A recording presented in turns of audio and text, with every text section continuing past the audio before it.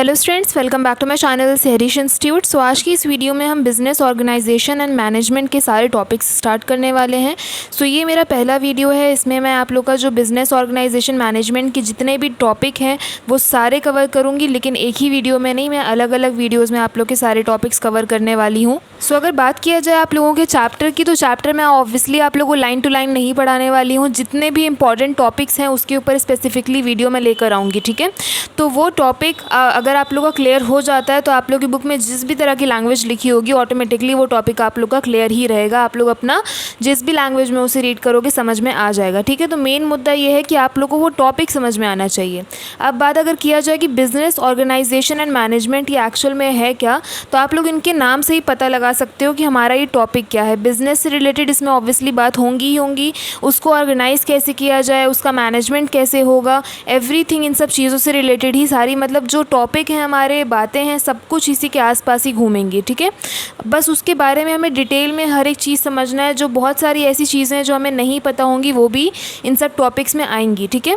तो चलिए शुरू करते हैं अपने पहले टॉपिक से, जिसका नाम है ह्यूमन एक्टिविटीज़। तो ह्यूमन एक्टिविटीज़ में बहुत सारी चीज़ें आती हैं जो हम डे टू डे लाइफ में सुबह से लेकर के रात तक जितने काम करते हैं वो सब हमारी ह्यूमन एक्टिविटीज़ में आते हैं, ठीक है। जैसे कि यहाँ पे आप डेफिनेशन अगर पढ़ें तो all of us participate in various kind of work from the time we get up from the bed. जब हम सुबह उठते हैं तब से लेकर के morning till the time we go to sleep at night, सोने तक, ठीक है। So we get up from the bed in the morning, brush our teeth, take bath and get breakfast etcetera. इसके बाद हम ऑफिस जाते हैं, कोई लोग बच्चे जो स्कूल जाते हैं, ये हर तरह की एक्टिविटीज़ ऑफिस में जाके भाई इंसान काम कर रहा है, ये सारी चीज़ें A to Z एवरीथिंग हमारी ह्यूमन एक्टिविटी में आती है। सो आई होप ये क्लियर हो गया होगा। Next topic. So human activity समझने के बाद यहाँ पे ह्यूमन एक्टिविटी के पॉइंट को दो तरीके से डिवाइड कर दिया गया है। पहला है इकोनॉमिक एक्टिविटीज़ एंड सेकंड है नॉन इकोनॉमिक एक्टिविटीज़। तो इन दोनों का मतलब क्या है चलिए देखते हैं। लेकिन सबसे पहले मैं आप लोग को इकोनॉमिक एक्टिविटीज़ के भी दो पार्ट और हैं, वो मैं पहले आप लोग को दिखाती हूँ। तो जैसे कि आप लोग टेबल से देख सकते हैं, इकोनॉमिक एक्टिविटी के 3 पार्ट और हैं, बिजनेस, प्रोफेशन एंड एम्प्लॉयमेंट। ये टेबल फ़िलहाल आप लोग को याद रखना है और इसके एक एक पार्ट को हम डिटेल में समझते हैं अब, ठीक है। तो सबसे पहले शुरू करते हैं इकोनॉमिक एक्टिविटीज़ से। So these are activities which are undertaken by human being for earning money और लाइवलीहुड। जैसे कि doctor work in a hospital, a teacher work in a school, employ going to his office, a farmer working in the field. तो economic activities वो activities होती हैं जिसका मकसद होता है पैसे कमाना, लाइवलीहुड मतलब कि रोज़ी रोटी कमाना, ठीक है।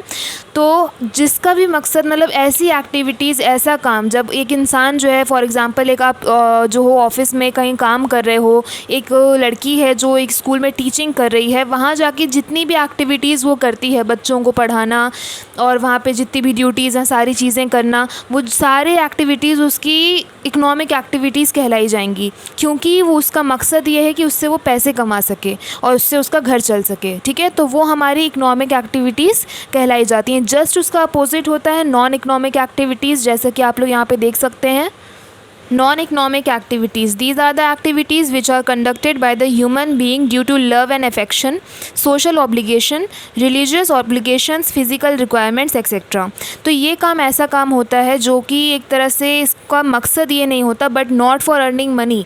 इसका मकसद पैसे कमाना नहीं होता, ये नॉर्मल वर्क होता है जो कि हम रोज़मर्रा की अपनी लाइफ में करते हैं। वो उस तरह की एक्टिविटीज़ को नॉन इकोनॉमिक एक्टिविटीज़ कहा जाता है। जैसे कि यहाँ पे लिखा है एग्जाम्पल अगर देखा जाए तो the house wife cooking for the family, एक हाउस वाइफ है जो अपने फैमिली के लिए खाना पका रही है। Children going to school and playing games, बच्चे स्कूल जा रहे हैं, खेल कूद कर रहे हैं। Peoples going to temple for prayer, लोग जो हैं टेम्पल्स जा रहे हैं पूजा करने के लिए, प्रे करने के लिए। तो ये कुछ एग्जाम्पल्स हैं। जैसे कि अगर इसका एग्जाम्पल लिया जाए कि हाउस वाइफ एक जो घर की मदर होती है, खाना वगैरह बनाती है, सफाई सुथराई करती है, तो क्या हम उसको पैसे देते हैं, उसकी सैलरी देते हैं? नहीं देते। इसी तरीके से जब हम मंदिर जाते हैं या अपने अकॉर्डिंग टू रिलीजियस कहीं पे भी जाते हैं प्रेयर के लिए, पूजा के लिए, तो वहाँ पे क्या जाने के बाद हमें कोई सैलरी देता है कि आप हमारे मतलब एक तरह से टेंपल में आए, आपने पूजा करा तो लीजिए आपकी सैलरी? उसका कोई भी ऐसा मकसद नहीं होता। वो हम अपने लिए एक तरह से सोशल ऑब्लिगेशन और रिलीजियस ऑब्लिगेशंस और फैमिली के लिए लव एंड अफेक्शन, ये सारी चीज़ें उसमें आती हैं। तो इसका एक बिल्कुल सिंपल सा फॉर्मेट है जिसमें अर्निंग का मकसद हो, वो इकोनॉमिक एक्टिविटीज़ होती हैं। जिसमें अर्निंग का मकसद नहीं होता वो हमारी नॉन इकोनॉमिक एक्टिविटीज़ होती हैं। ओके, बाकी इन दोनों के बीच में डिफरेंस का ये क्वेश्चन है, अगर आप लोग को नोट करना हो तो आप लोग नोट कर सकते हो वीडियो पॉज करके। अब हम हमारे इकोनॉमिक एक्टिविटीज़ के तीनों पार्ट को डिस्कस करेंगे, जिसमें सबसे पहला वाला है बिजनेस। तो बिजनेस क्या है? Any activity concern with the production और exchange of want satisfying goods and services carried with the view of earning profit. मतलब कि कोई भी ऐसा काम करना, कोई भी ऐसा बिजनेस चलाना जिसका एक मकसद होगा प्रॉफिट कमाना, ठीक है, पैसे कमाना, उस कंपनी को आगे तक लेके जाना। वो कुछ भी हो सकता है, जैसे कि अगर एग्जांपल लिया जाए तो production of soap, sales of eggs, production of TV set, transport etcetera, कोई भी तरीके का बिजनेस हो सकता है। ये कुछ ऐसे एग्जांपल्स थे इसके बिजनेस के, ठीक है। और वो इंसान जो इस बिजनेस को चलाता है उसको हम बिजनेसमैन और एंटरप्रेन्योर कहते हैं। जैसे कि यहाँ लिखा है, a person who is engaged in business is called a businessman और एंटरप्रेन्योर, ठीक है। बी पार्ट आता है profession, an activity which involves the rendering of personalised services of a specialised nature based on professional knowledge, education and training is called a profession. Profession वो चीज़ होती है जिसमें एक इंसान एक्सपर्ट होता है, जिसमें उसे हर एक चीज़ के बारे में पता होता है। फॉर एग्जांपल यहाँ पे दिया हुआ है doctor, lawyer and chartered accountant. तो अगर डॉक्टर एंड लॉयर से बोला जाए कि तुम चार्टेड अकाउंटेंट का काम करो तो वो दोनों नहीं कर सकते। इसी तरह से अगर चार्टेड अकाउंटेंट को बोला जाए कि तुम लॉयर बन जाओ अचानक से, या फिर उसको कहा जाए कि तुम एक पेशेंट का इलाज कर दो डॉक्टर बन के, तो वो नहीं कर पाएगा क्योंकि वो उसमें एक्सपर्ट नहीं है। डॉक्टर का काम डॉक्टर कर सकता है, लॉयर का काम लॉयर करेगा, और चार्टेड अकाउंटेंट का काम चार्टेड अकाउंटेंट ही कर सकता है क्योंकि वो लोग उसमें अपने काम में एक्सपर्ट हैं, ठीक है। तो वो उनका प्रोफेशन है। सो ये कुछ ऐसे एग्जाम्पल हैं जो इस कैटेगरी में आते हैं। Generally for each category of profession there would be a professional body. तो एक तरह से हर चीज़ के लिए एक प्रोफेशनल बॉडी है, हर एक इंसान है जो हर एक तरह के काम में अपने में एक्सपर्ट है, ठीक है। इसके बाद तीसरा पॉइंट आता है हमारा employment, any activity assign to a person by the employer as agreement और rule of service come under a category of employment. A person who undertakes such activities called employee. For performing such activities, the employees receive wages, salary or bonus, etc. The employment is also called service. Working in a factory, office, hotel, college, etc. are the few examples of employment.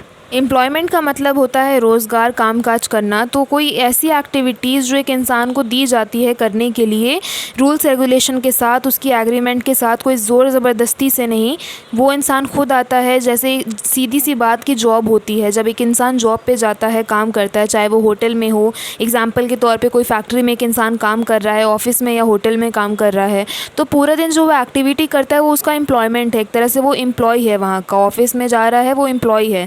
तो वहाँ क्या जो पूरे दिन वो activity करता है उसको उसके पैसे मिलते हैं, सैलरी मिलती है, बोनस मिलता है। वेजेस मतलब कि वही पैसे, उसके काम के, उसकी एक्टिविटीज़ के जो हैं उसे पैसे दिए जाते हैं। तो ये एक तरह से एम्प्लॉयमेंट कहलाया जाता है, ओके। अब हमारा नेक्स्ट टॉपिक आता है sectors of economic activities. The economic activities generate economic और financial achievement by producing goods और services. The economic activities of any country can be arrange into following division: primary sector, secondary sector and tertiary sector. इन्हीं तीनों का मतलब हमें समझना है detail में। Economic activities are commenced with the cause effective intention. तो सेक्टर्स ऑफ इकोनॉमिक एक्टिविटीज़ में हम तीन चीज़ों के बारे में पढ़ेंगे: primary economic sector, secondary economic sector and territory economic sector, ठीक है। इन तीनों के बारे में हमें समझना है। सबसे पहले आता है हमारा primary economic sector. Primary sector is a sector which related to withdrawing materials required for production of goods. ये वो सेक्टर है जिसमें एक तरह से गुड्स के प्रोडक्शन के लिए कुछ ऐसे मटेरियल्स हम नेचर से विड्रॉ करते हैं। These are the activities which are dependent upon nature. ये वो एक्टिविटीज़ हैं जो पूरी डिपेंड हैं नेचर के ऊपर, ठीक है। जैसे एग्जांपल लिया जाए तो इस सेक्टर में एग्रीकल्चर आता है, फिशरी, हंटिंग, माइनिंग, फॉरेस्ट्री।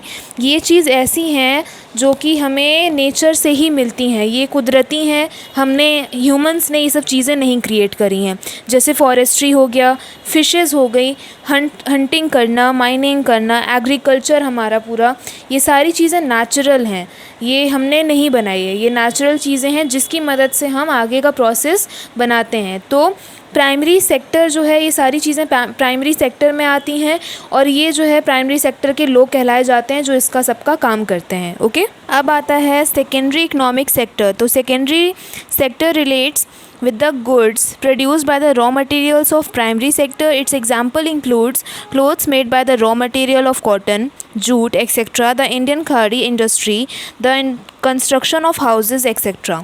सो ये सेकेंडरी सेक्टर क्या होता है, जो प्राइमरी सेक्टर मतलब कि जो नेचुरल चीज़ों से सामान निकाले जाते हैं, वो हमारे नेचर से जो सामान मिलता है उसके आगे का प्रोसेस हो गया सेकेंडरी सेक्टर।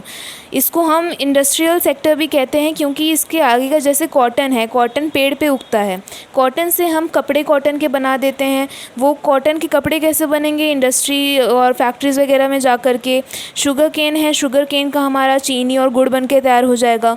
तो नेचर से सामान लेने के बाद जो सेकेंड स्टेप होता है वो सेकेंडरी इकोनॉमिक सेक्टर कहलाया जाता है। इसको हम इंडस्ट्रियल सेक्टर भी कहते हैं साथ साथ सेकेंडरी सेक्टर को, कि मतलब एक तरह से इंडस्ट्री में जा कर के सारा जो नेचुरल चीज़ें आती हैं इंडस्ट्री में, उसके बाद जो है सारा जो उसका आगे का सामान बनना है वहाँ बन के फिर आगे प्रोड्यूस किया जाता है, मैन्युफैक्चर किया जाता है।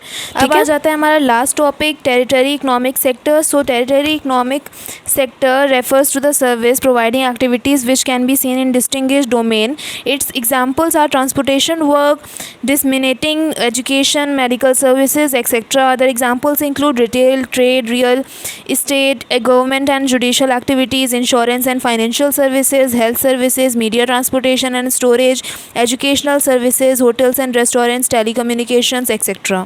टेरिटरी सेक्टर का मतलब होता है सर्विस देना। इसमें कोई भी नेचर, एग्रीकल्चर, फिशरी और माइनिंग इन सब से कोई रिलेशन नहीं है। इसका सिंपल मतलब है सर्विस देना। फॉर एग्जांपल जो सेकेंडरी इकोनॉमिक सेक्टर वाला बंदा है, अगर उसे प्राइमरी सेक्टर वाले बंदे से कम्युनिकेट करना है कि भाई मेरी फैक्ट्री है और मुझे शुगर केन चाहिए ताकि मैं गुड़ और चीनी बना करके आगे मैन्युफैक्चर कर सकूँ, अपना बिजनेस चला सकूँ, तो वो कम्युनिकेट कैसे करेगा, वो उससे बात कैसे करेगा, पहुँचेगा कैसे उस तक? ऑब्वियसली फ़ोन के थ्रू उससे फ़ोन पे कांटेक्ट करेगा, बातचीत करेगा। तो फ़ोन उस केस में हमारी सर्विस है। इसी तरह एक फैक्ट्री वाला बंदा है जिसको अपना सामान एक दुकानों तक पहुंचाना है, ठीक है, तो वो उस केस में ट्रक का इस्तेमाल करेगा कि ट्रक में सामान ढो करके दुकानों तक पहुंचा दिया जाए। तो उस केस में ट्रक हमारे लिए एक सर्विस है, हमें सर्विस दे रही है। कस्टमर केयर हो गया और बहुत सारी ऐसी चीज़ें जो हमारी सुविधाओं के लिए है, वो हमारी सर्विस है। वही सब चीज़ें हमारे टेरिटरी इकोनॉमिक सेक्टर में आती हैं, ठीक है, जो हमें एक तरह से सर्विस देती है, कुछ बनाती नहीं है। जैसे टीचर हो गया, डॉक्टर हो गया, ये कुछ बनाते नहीं हैं, हम अपनी परेशानी लेकर जाते हैं, या फिर हमारी कोई परेशानी होती है तो उसका सॉल्यूशन है, वो उसका सर्विस हमें देते हैं। तो ये सारी चीज़ें हमारे टेरिटरी इकोनॉमिक सेक्टर में आती हैं। सो आई होप आप लोग को यहाँ तक एकदम हर एक चीज़ क्लियर हो गई होगी। कोई भी चीज़ में आप लोग को थोड़ा सा भी डाउट हो तो आप लोग मुझे कमेंट सेक्शन में कमेंट करके पूछ लीजिएगा। चैनल पे न्यू है तो चैनल को फटाफट से सब्सक्राइब कर लीजिए। किसी और टॉपिक पे अगर आप लोग को वीडियो चाहिए तो आप लोग मुझे कमेंट सेक्शन में कमेंट करके बता दीजिएगा। चैनल के सब्सक्राइब बटन के बगल में ही बेल आइकन है, उसे ज़रूर से क्लिक कर लीजिएगा ताकि जब मैं वीडियोज़ डालूँ तो आप तक जो है मेरी वीडियोज़ की नोटिफिकेशन पहुँच जाए। वीडियो पसंद आया हो तो प्लीज़ लाइक करिएगा, वीडियो को और बच्चों के साथ शेयर करिएगा। मिलते हैं नेक्स्ट वीडियो में, तब तक के लिए stay safe, stay healthy and thanks for watching.